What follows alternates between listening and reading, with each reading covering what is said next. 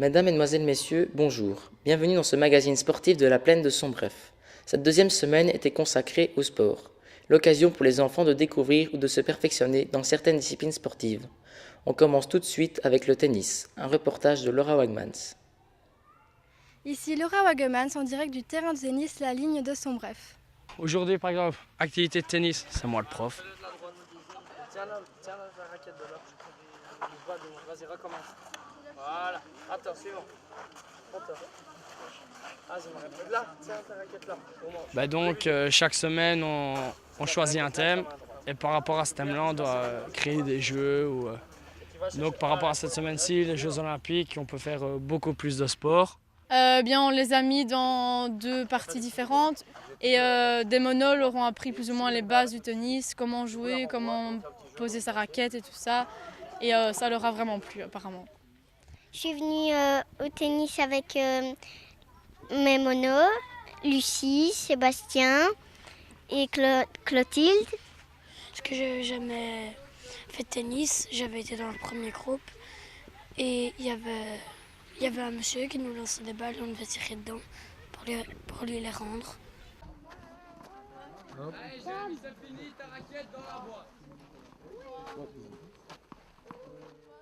La nouveauté de cette année, la Zumba, cette danse très tendance qui séduit de plus en plus de monde. On découvre tout de suite ce phénomène.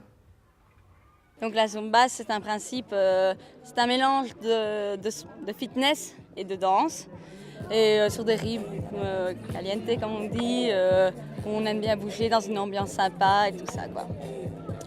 À Sombref, ici, pour la plaine, mais je me suis dit, ça doit être une chouette expérience avec des jeunes et tout ça. Et puis, pourquoi pas, ça peut être sympa.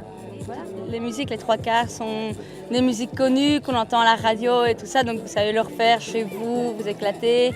Et en plus ici, vous êtes en banc, vous vous connaissez, donc il n'y a aucun souci. Vous vous libérez, vous vous lâchez à du 100%.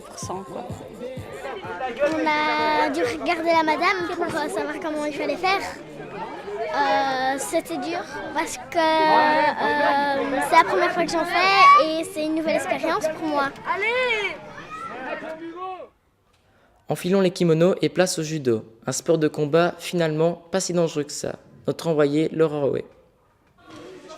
Ici Laura Howe en direct de Sombref pour la compétition de judo. Le judo, comme je le disais, c'est un sport complet. C'est la discipline, le respect de son partenaire.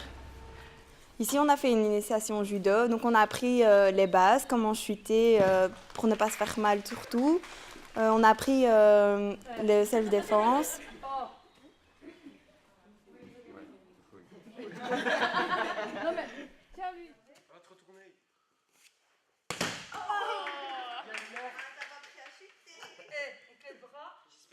Et on a fait quelques prises avec eux, voilà, c'est tout. Ils ont essayé de faire les prises, il y en a beaucoup qui les faisaient même pas mal et voilà, c'était bien. Ça m'a fait plaisir de venir aujourd'hui, de participer et de faire connaître ce sport à des jeunes qui ne le connaissaient pas auparavant, quoi.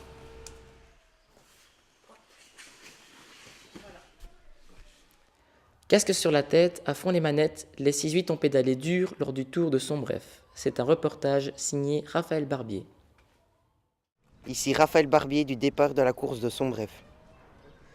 Ici, on vient d'aller faire une balade en vélo. Donc on fait un petit tour en vélo, on prend ceux qui se débrouillent le mieux en vélo. Et on va faire un tour sur le Ravel. Ici, on a été donc jusqu'au carrefour de Sombref.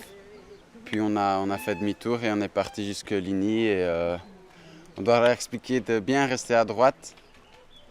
Parce que des fois, il y en a qui essayent de dépasser. Ils sont encore petits, ils veulent faire la course. Il y a assez de moniteurs et on est minimum 4 pour surveiller les enfants. Il y en a un à l'avant, un à l'arrière. Et dès qu'il y a un petit problème, celui qui est à l'avant demande d'arrêter le groupe. Et il s'arrête un par un et on attend que tout rentre dans l'ordre.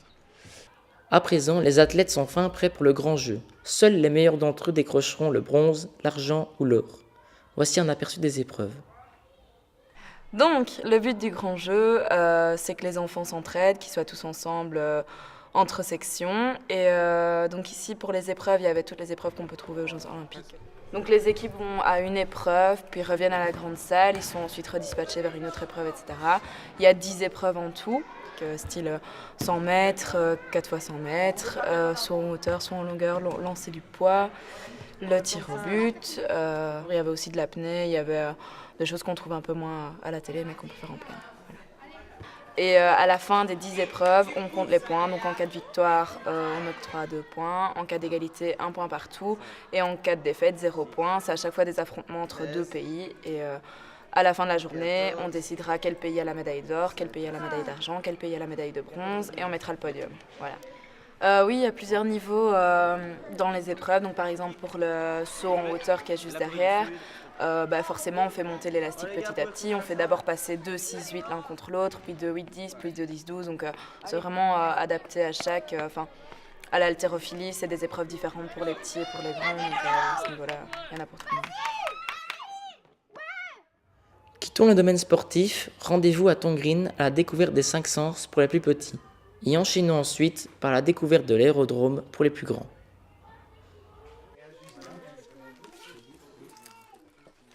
Cette année-ci, on propose des activités autour des 5 sens. Donc aujourd'hui, on travaillait autour du goût. Le but de cette animation, ça dépend un peu pour les plus jeunes, c'est pouvoir découvrir certaines saveurs, découvrir la différence entre le sucré et le salé, découvrir ce que ça fait dans la bouche. Changeons de décor un instant pour un univers passionnant, l'aviation. On leur a présenté l'aéroport, on doit encore essayer d'aller voir chez les planeurs.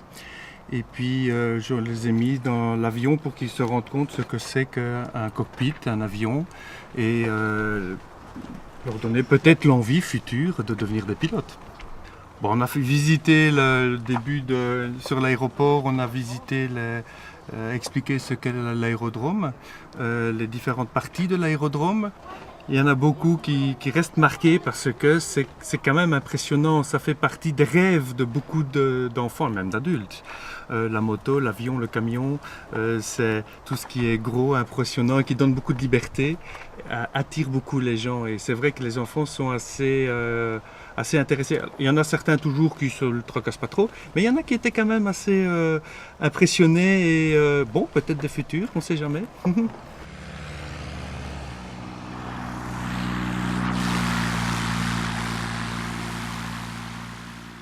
Voilà, nous espérons que ce magazine vous a plu. Nous remercions tous nos reporters en herbe et nous vous donnons rendez-vous l'année prochaine.